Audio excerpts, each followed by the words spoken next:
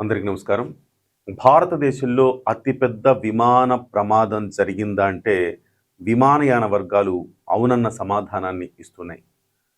దాదాపుగా 280 మంది ప్రయాణికులు ప్రయాణిస్తున్న A1171 బోయింగ్ విమానం అహ్మదాబాద్ నుంచి లండన్ వెళుతూ టేకాఫ్ అయి వెంటనే కూలిపోయింది. దీంతోటి అందులో ఎంతమంది మృతి చెందారు, ఏంటి అనే దాని మీద ఇంకా స్పష్టత రావాల్సి ఉంది. కానీ అత్యంత దిగ్భ్రాంతి కలిగించే అంశం ఇది.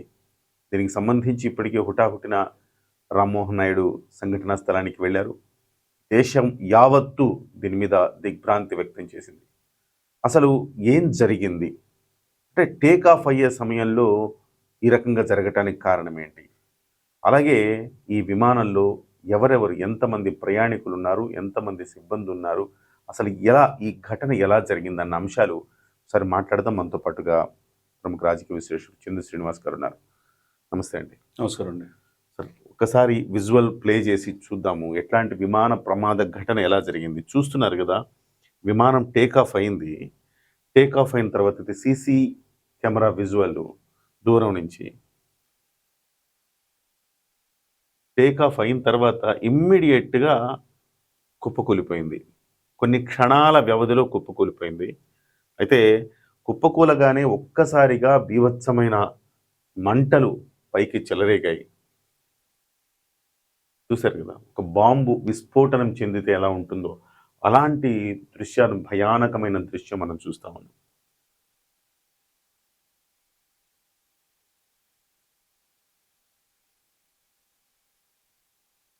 ఈ రకంగా దట్టమైన పొగ అలముకుంది ఆ ప్రాంతంలో. కొంతసేపటి వరకు అసలు ఏం జరిగింది, ఇది విమాన ప్రమాదమేనా లేకపోతే ఇంకేదైనా జరిగిందా అన్న అనుమానం కలిగింది. విమాన శకలాలు మనం చూస్తూ ఉన్నాము. క్రాష్ అయిన తర్వాత విమాన శకలాలు.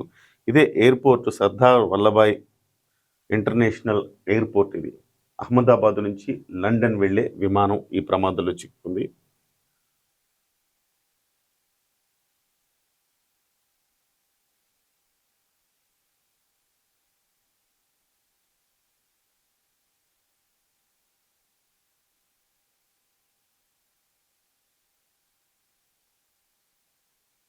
సార్ చెప్పండి.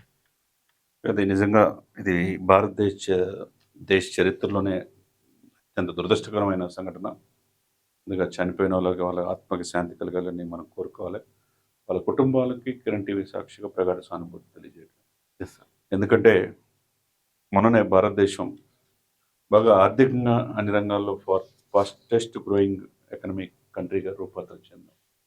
ఆర్మీ, నేవీ, ఎయిర్ ఫోర్స్లో భారతదేశం తిరుగులేదుకున్న ఈ సమయంలో అనుకోని దుర్ఘటన గుజరాత్ నుంచి, ఎయిర్పోర్ట్ నుంచి అహ్మదాబాద్ దగ్గర మేఘాని అనే ప్రాంతంలో 242 మంది ప్రయాణం చేస్తున్నారు. దాంట్లో 13 మంది చిన్నారులు, దాంట్లో పసిబిడ్డలు ఇద్దరు వాళ్ళు చనిపోయారంటే ఇప్పుడు బతికేది చాలా తక్కువ. 242 మందిలో ఓవరాల్ గా ఈ విమానంకి 300 మంది కెపాసిటీ అంటే కదా. అవునండి, అదే బోయింగ్ 171 చెప్పినట్టుగా దీంట్లో 242 మంది ప్రయాణికులు.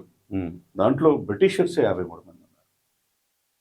బ్రిటిష్ ప్రధాని కూడా దీని మీద దిగ్భ్రాంతి. 53 మంది బ్రిటిష్ పౌరులు ఇందులో ఉన్నారు. తర్వాత పోర్చుగీస్ వాళ్ళు 7 ఉన్నారు, ఒకరు కెనడియన్. ఇవన్నీ చూస్తే 181 మంది భారతీయులు. సిబ్బంది 12 మంది ఉన్నారు. 12 మంది. ఇవన్నీ చూస్తే పైలట్ కూడా చాలా ఎక్స్పీరియన్స్ ఉన్న పైలట్ ఏమి మనకు తెలిసి లోపం ఉంటుంది. కాకపోతే బ్లాక్ బాక్స్ లో ఓపెన్ చేస్తే కానీ అసలు ఏం జరిగింది అనేది కానీ తెలియదు ఇక్కడ. కాబట్టి రామ్మోహన్ నాయుడు కూడా ఆకమేఘాల మీద వెళ్ళారు. మోదీ గారు ఇమీడియట్గా స్పందించారు. ఏదైనా కానండి, ఎయిర్ ఇండియా అత్యంత సాంకేతిక పరిజ్ఞానంతో టాటా టేక్ ఓవర్ చేసిన తర్వాత అధునాతనంగా వాడుతున్నారన్నీ కూడా. బట్ ఇది జరగటం అనేది ఫస్ట్ టైం మనకు ఊహ తెలిసి ఇంత అత్యంత దారుణమైన సంఘటనగా మనం చూడాలి.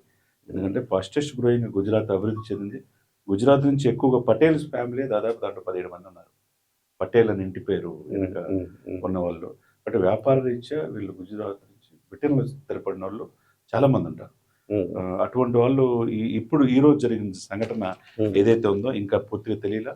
లక్కీగా ఏంటంటే ఇప్పుడు అక్కడ ఇవన్నీ ఒక ఎత్తు అయితే, దాంట్లో చూసుకుంటే అండి బీజే మెడికల్ హాస్టల్ పాపం వాళ్ళు 1:30 అప్పుడు దీనికి ఒక్కసారి నేను మీకు ఆ భోజనం ఫోటోస్ చేస్తాను. ఆ దృశ్యాలు కూడా చూపిస్తాను సార్.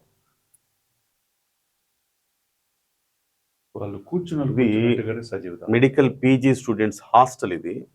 ఈ హాస్టల్లో భోజనం చేస్తున్న సందర్భంలో ఈ ఫ్లైట్ ఒక్కసారిగా కుప్పకూలే సమయంలో ఈ హాస్టల్ మీద పడ్డట్టుగా చెప్తున్నారు. 35 మంది అంటున్నారు. మరి ఇంకా అంటే కూర్చొని వాళ్ళ ముద్ద అదే చివరి ముద్ద ఇట్లా దూసుకొచ్చింది. అంటే 35 మంది విద్యార్థులు చనిపోయి ఉంటారని ఒక అంచనా. నాకు తెలిసి అంటే 242 మంది ఫ్లైట్లో ఉన్నారు. అంత పెద్ద విస్ఫోటనం జరిగిన తర్వాత ఆ 242 మంది బతుకుంటారా అంటే అదొక మిరాకిల్ అని చెప్పాలి, బతికితే గనక. వాళ్ళు కొంతమంది చివరి ఇదిగా లక్కీగా ఏంటంటే ఈ మెడికల్ కాలేజ్ పక్కనే హాస్పిటల్ ఉంది. అందువల్ల గ్రీన్ కారిడార్ గా ఇచ్చేసి ఇమ్మీడియట్ గా వాళ్ళని కొంతమంది చేర్పించగలిగారు. ఓకే, కొంతమంది బతికే ఛాన్స్ ఉంది. బతికే ఛాన్స్ ఉంది. బతికిన వాళ్ళు నిజంగా అదృష్టవంతులు. ఎంత ప్రమాదం నుంచి, లేకపోతే కొన్ని మాంసం ముద్దలుగా పడిపోయాయండి. దీంట్లో ఎవరెవరు రూపాలు ఎవరెవరు ఏంటో కూడా తెలియని పరిస్థితిలో ఉన్నాం. చివరికి భోజనం చేసే ఆ మెడికల్ కాలేజ్ స్టూడెంట్స్ 35 మంది ఆ తినే కంచాలు చూడండి అక్కడే ఉన్నాయండి. మాంసం ముద్దలు. చాలా బాధాకరం. చాలా చూడండి, భోజనం చేస్తూ ప్లేట్లు గ్లాసులు అన్ని కూడా అక్కడ ఉన్నాయి. చూడొచ్చు మీరు, ప్లేట్లు గ్లాసులు భోజనం చేస్తూ ఉన్నారు. సందర్భంలో జరిగిన పరిణామం అంటే ఓవరాల్గా డెత్ టోల్ ఎంత ఉండొచ్చు చంద్ర శ్రీనివాస్ గారు? దాదాపు ఇప్పుడున్న పరిస్థితిని చూస్తే 250 మంది. 250 మంది, ఈ 35 మంది కాక ఇందులో ఈ పిల్లలు అలాగే ఆ ఫ్లైట్లో ఉండేవాళ్ళు ఓవరాల్ ఇబ్బంది కావచ్చు. 250 మంది వరకు ఉండే అవకాశం ఉంది. దారుణమైన సంఘటనగా చూడాలి. చాలా విచారకరంగా ఉంది ఈ పరిణామాలు. ఎందుకంటే కొద్దిగా దీని వెనక ఏదైనా కుట్ర కోణం ఉందా అనేది కూడా ఒకటి ఆలోచిస్తారు. కానీ ఇది రేపు బ్లాక్ బాక్స్ ఓపెన్ చేస్తే కానీ తెలియదు. ఏదైనా కానీ అంటే ఇప్పుడు పాకిస్తాన్ కుట్ర ఉండొచ్చు. ఈ మధ్య కాలంలో యుద్ధ నేపథ్యంలో ఇదేమన్నా కావాలని చేసిన సంఘటన కూడా అయి ఉండొచ్చు. ఆత్మాహుతి ఏమన్నా చేసుకుని ఉండొచ్చు, కావాలని పైలట్ ని ఈ రకంగా ఇబ్బంది పెట్టి ఉండొచ్చా? అంటే చివరి నిమిషంలో ఏం జరిగిందంటారు? అంటే చివరికి ఏంటంటే ఇది 825 మీటర్ల ఎత్తు నుంచి అప్పటికి చాలా ఇదిగా లోగా దించేశారు స్లోగా. ఆ టైంలో ఇప్పుడు హాస్టల్లో మెడికల్ హాస్టల్లో ఇదేంటంటే అంటే సేఫ్టీగా దింపాలన్న ఆలోచన పైలట్కి ఉంది.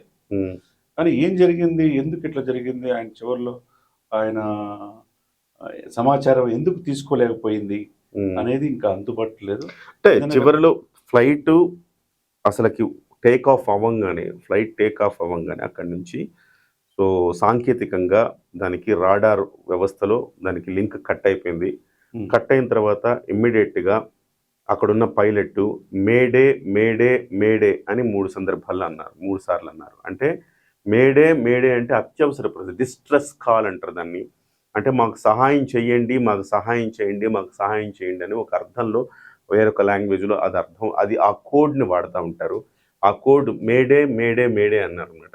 సరే, వెంటనే ఎయిర్పోర్ట్ సిబ్బంది వెంటనే స్పందించి టెక్నికల్గా సాయం చేయాలంటే ఏం చేయాలని వాళ్ళని తిరిగి సంప్రదించే లోపే క్షణాల వ్యవధిలో ఈ పరిస్థితి వచ్చిందని చెప్తున్నారు. ఒక అంచనా ప్రకారం చంద్ర శ్రీనివాస్ గారు చెప్పినట్టు 825 అడుగులు అంటున్నారు, మరొక అంచనా ప్రకారం 625 అడుగులు అంటున్నారు.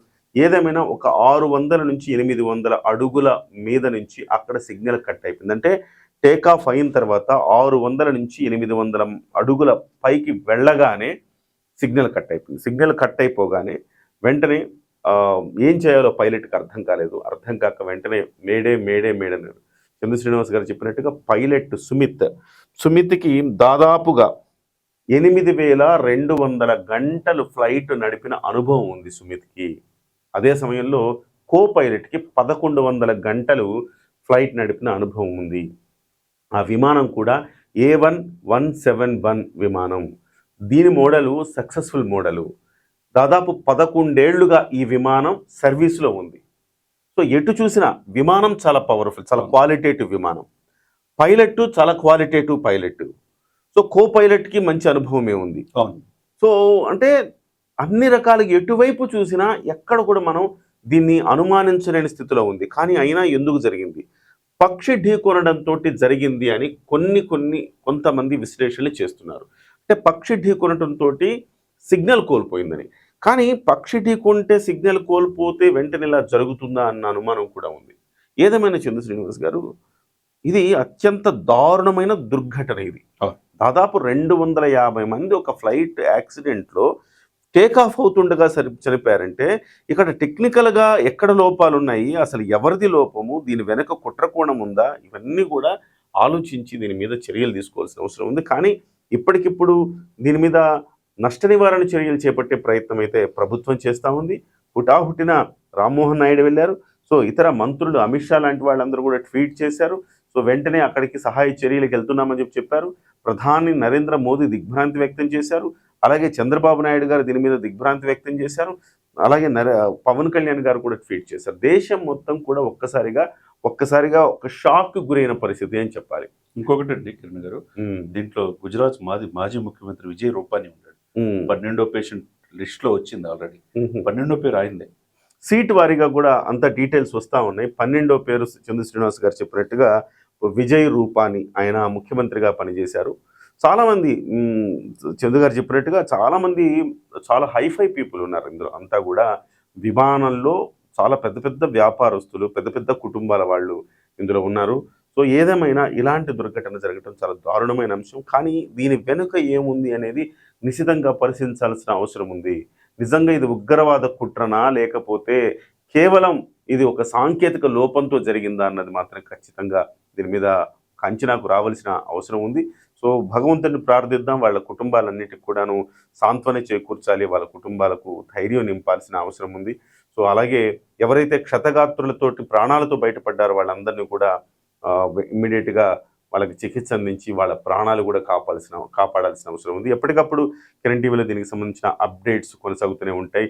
So thank you very much for watching. Thank you very much Chandra Srinivas గారు.